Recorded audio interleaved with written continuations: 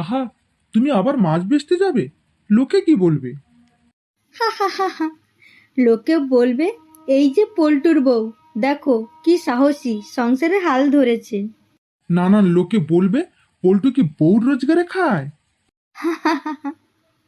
আহা, তুমি তো মাসের বেতন পাও, কিন্তু রান্না করতে গেলে চাল ডাল তো চাই, তাই না?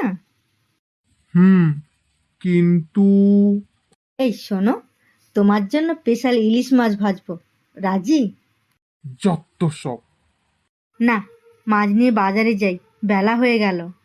দাদা, তোমার মাংস কত করে? এই যে মেয়ে, তুই এমন রাস্তার ধারে বসেছিস? হ্যাঁ মাসিমা, খুশি লাগছে তাই।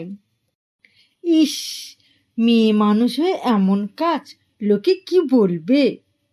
ও মাসিমা, লোকের কথায় কি হাঁড়িতে ভাত বসবে?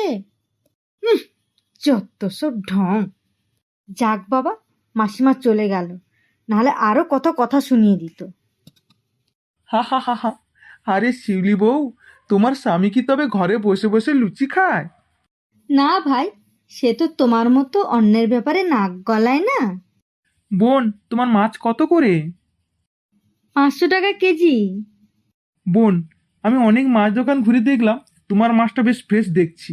আমি সব মাছ কিনে নিলাম। বাপ্পা, লোকটা মাংস না কিনে মাছ কিনে নিল।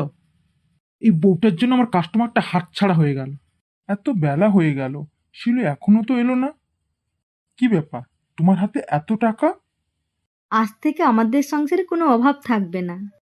তাই বুঝি? আমি কি তাহলে কাল থেকে তোমার সঙ্গে যাব? তবে দুজনেই কাল থেকে একসঙ্গেই ব্যবসা করব।